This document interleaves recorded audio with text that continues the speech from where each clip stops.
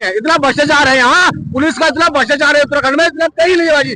पूरी रात कीर्ति नगर वाला दरोगा बैठा रहता है, इंदौरा खाल वाला कहा, इंदौरा खाल का ढाणा वो नीचे आता गाड़ी को रोकने के लिए 500 का नोट से। कौन सा ऐसा वो नहीं है जितना उसमें पूरा इतना भ्रष्टाचार कहीं नहीं जितना उत्तराखंड में। उत्तराखंड के लोगों ने खेत लिया और वो खेत में सिर्फ आपका नाम है, हाँ, कि आपके नाम वो खेत है, पर उस खेत में ना तो आप सब्जी उगा सकते हो ना उस सब्जी को खा सकते हो।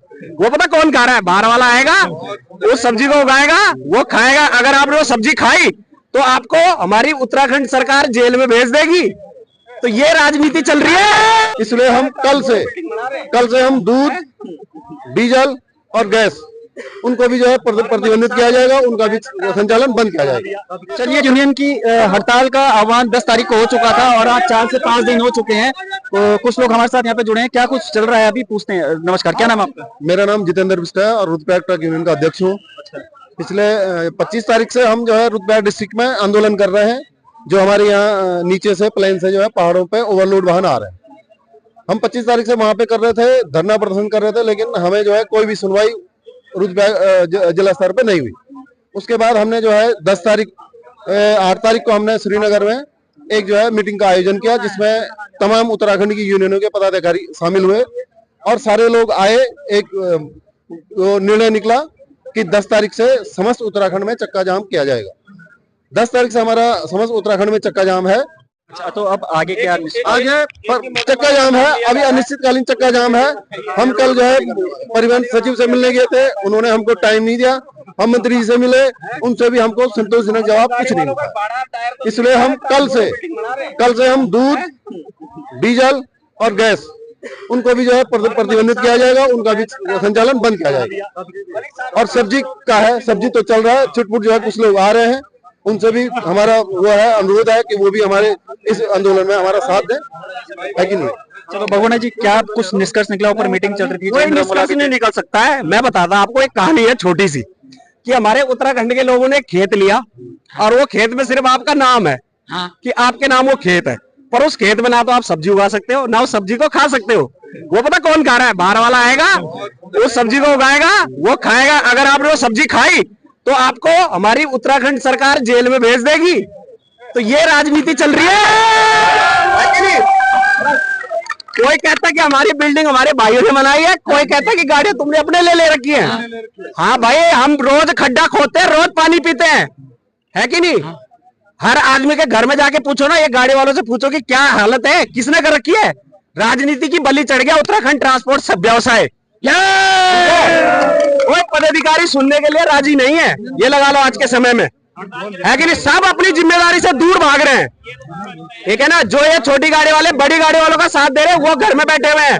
परिवहन मंत्रियों को फोन कराया जा रहा है, जिप्सियां लगी जा रही है उन्हें छोड़ने के लिए। अच्छा, एक चीज कहना चाहूंगा, कल एक वीडियो काफी वायरल हो रहा है कि जिसमें कुछ पुलिस वाले अपनी जीप लेकर आ रहे हैं और कुछ ट्रक जब हड़ताल चल रही है उन गाड़ियों को कैसे आगे भेजो? वो सुनो, अब जो गाड़ियां, मेरे क्या कहना था आपका? अभी मैंने एक उदाहरण दिया था खेत वाला, कि आपका खेत जरूर है, अगर इस खेत में तुमने अपनी सब्जी उगाई तो हम तुम्हें जेल भेज देंगे। ये राजनीति जो कल गाड़ियां छुड़ाई गई, वो मंत्री संतरियों बड़े बड़े हाई फाई लोगों की गाड़ियां हैं, जिनके लिए जो सह दी जाती हैं। आपके अधिकार है, उनके आगे तो पर्दा लगा दिया। बिल्कुल लगा रखा है। मैं वही तो कह रहा हूं आपको, वो पर्दा क्यों नहीं उठाया जा रहा है? कौन है इसके जिम्मेदार? क्योंकि इसके जिम्मेदार जितने बड़े बड़े पदाधिकारी थे, यूनियन के अध्यक्ष लोग, कहाँ है वो लोग? ये गाड़ी वाले 5 दिन से चक्का जाम चल रहा है। कल हम परिवहन सचिव पहले बोलते हैं कि मीटिंग में, दूसरी बात बोलते हैं कि छुट्टी पे हैं, तीसरे उनका पीआरओ बोलता है फोन काटो, मेरी सेक्रेटरी से बात करो, ठीक है। ये हालत हो रखी है, हर पदाधिकारी सुनने के लिए राजी नहीं है, परंतु इनकी गाड़ियों को छुड़ाने के लिए जो बाहर के लोग हैं, बलगरे चल रही। जो गाड़ी उत्तराखंड सरकार ने खुद नियम बनाया कैबिनेट में बैठ के कि 16,200 से ऊपर गाड़ियां नहीं चढ़ सकती, तो इन गाड़ियों के लिए पुलिस वाले क्यों आए छुड़ाने के लिए? किसकी सह में आए चढ़ाने के लिए? किसी के पास जवाब है? ठीक है किसी के पास जवाब है कि नहीं? 2 गाड़ियां, 2 बलकर को ले जाने के लिए 2 थानों की पुलिस आ रखी थी। एक गाड़ी आगे जा रही थी, एक गाड़ी 2 बलकरों के पीछे जा रही थी।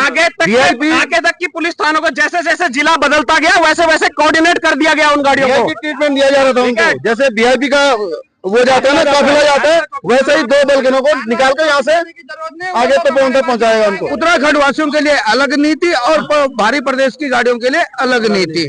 हमारी गाड़ी 16-200 GBW 16-200 से ऊपर पर्वतीय क्षेत्र में नहीं चढ़ेगी और बाहर की गाड़ियां 50-50 टन लेके पर्वतीय क्षेत्र में चढ़ेंगी।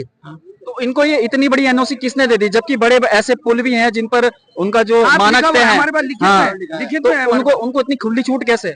सह है, ऊपर से सरकार की सह है, खुली सह है सरकार की। हमारे लड़कों ने, हमारी यूनियन ने जो ये 16-200 से ऊपर गाड़ियां जा रही थी, उन गाड़ियों को हमने 35-40 गाड़ियां रोकी। रोकने के बाद हम उसको अपने ट्रक यूनियन में लाए, सम्मानजनक उन ड्राइवरों के साथ यहाँ पे अच्छे ढंग से व्यवहार किया। उसके बाद पुलिस आती है, ऊपर से शासन प्रशासन का दबाव बनता है, पुलिस आती है, 2-2 जिप्सियां उन गाड़ियों को छुड़ा के ले जाती है। जब वो गाड़ियां साइड पे पहुंच गई तो हमारी गाड़ियों को काम कहां से मिलेगा? हमारी गाड़ियों को काम कहां से मिलेगा? हमारे ड्राइवर ऋषिकेश से जब चलते हैं तो जगह जगह चौकियों पे रोके जाते हैं, चेकिंग के नाम पे चौकियों पे रोके जाते हैं। अरे जब पहली चौकी भद्रकाली और तपोवन में है तो जगह जगह ट्रकों को रोकने का क्या मतलब है, यह बताया जाए हमें। तो आपने इसकी शिकायत ऊपर किसी से नहीं करी? ऊपर 2011 अधिकारियों इस आंदोलन को हम लड़ रहे हैं, सन 2011 से हमने शासन प्रशासन को अवगत करा रखा है, लेकिन हमारी कोई नहीं सुन रहा है। सरकारें आई, बदली, नई सरकार आई, लेकिन हमारा किसी ने कुछ नहीं सुना। चलिए देखिए, ये सरकार के खिलाफ और जो बड़े बड़े अधिकारी हैं, पदाधिकारी हैं, दूसरा अभी हम लोग चक्का जाम कर रहे हैं और यदि सरकार हमारी नहीं सुनेगी तो हम सब्जी की गाड़ियां, जो सारी गाड़ियां, हम सारी गाड़ियों को रोकेंगे फिर, क्योंकि हमारे साथ जो अन्याय हो रहा है हम उसको बर्दाश्त नहीं करेंगे। बिल्कुल। देखिए, अब देखिए मामला इतना बढ़ चुका है कि आप ये देख सकते हैं, तमाम ये ट्रक यूनियन वाले जो हैं, इन्होंने पूरा हाईवे जो है जाम कर दिया है। ये लाइव एक्सक्लूसिव मैं आपको इस समय दिखा रहा हूँ ऋषिकेश से। ये जो पूरा हाईवे है अब इसे पूरा जाम कर दिया गया है, क्योंकि सरकार इसमें कुछ निष्कर्ष निकालने को तैयार नहीं है।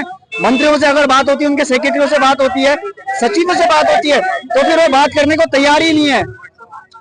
अब अगर ये सब चक्का जाम कर लेंगे तो फिर उत्तराखंड में जो इतने सालों से ये सब सेवाएं दे रहे थे, दूर दराज पहाड़ी क्षेत्र हो चाहे शहर हो, आखिर कौन सेवाएं देगा? क्या वो बाहर वाले सेवाएं देंगे, जिनको कल आपने वीडियो में देखा होगा पुलिस वाले किस तरह से उनको यहाँ से उनकी गाड़ियां पास करवा रहे थे? और अगर गाड़ी की बात आती है उत्तराखंड के हित के लिए, तो इनसे मोटा चालान इनसे वसूला जाता है, अवैध वसूली इनसे होती है। आप लोग ज्यादा टैक्स दे रहे हैं बाहर वालों के मुकाबले? क्यों नहीं दे रहे? बिल्कुल दे रहे हैं हम ज्यादा टैक्स। और सुनने में आ रहा बाहर वाले ज्यादा ओवरलोड करके ले जा रहे हैं, तो गाड़ी पहाड़ में चल रही है। एक यहाँ पे इस देश में एक चीज है जिसे हम देश में नहीं दे सकते। इस देश में 2 ही बंदे हैं, जो 2 ही सेक्टर हैं जो ईमानदारी से ड्यूटी देते हैं।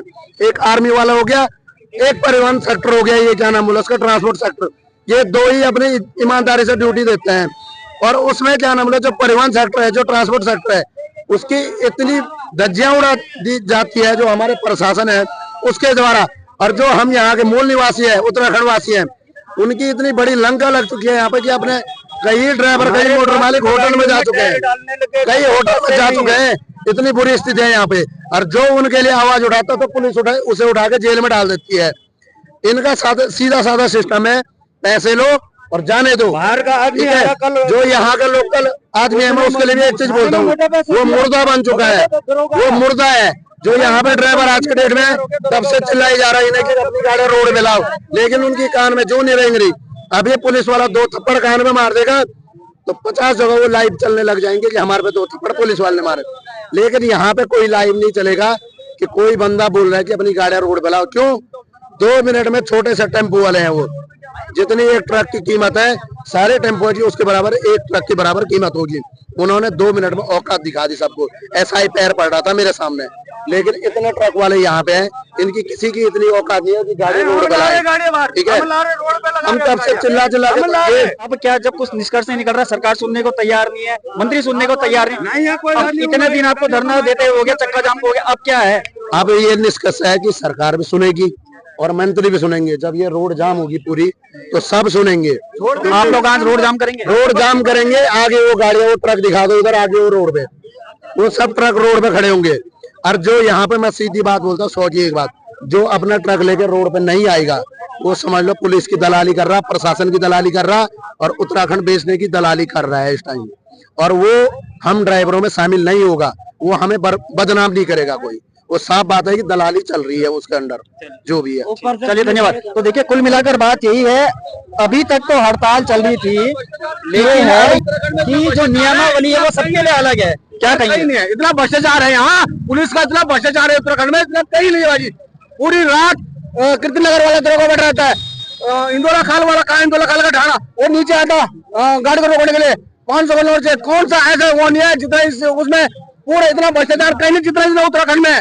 हम इतना परेशान है कि इतना परेशान कोई नहीं है, और कोई चोर को नहीं देख रहा, बैटरी की तार चोरी हो रही है वो नहीं देख रहा, कोई तेल चोरी हो रहा है वो नहीं देख रहा, वो नहीं देख रहा कि ट्रक वाला कहाँ से आ रहा है और ट्रक वाला। एक बात बताओ, अगर आप लोगों से अवैध वसूली हो रही है, पुलिस कर रही है, क्यों नहीं हो रही बात? तो आप लोगों ने इसकी शिकायत एसएसपी साहब से क्यों नहीं करी? भाई साहब कोई सुनवाई नहीं हमने करी है, हम करिए, हमें मार पड़ती है, अगर हम कुछ बोले मार पड़ती है।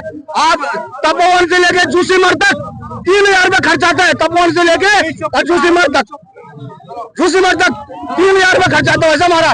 कहाँ से बच्चे पाले हैं? पूरा सिस्टम बर्बाद हो गया है, पूरा सिस्टम।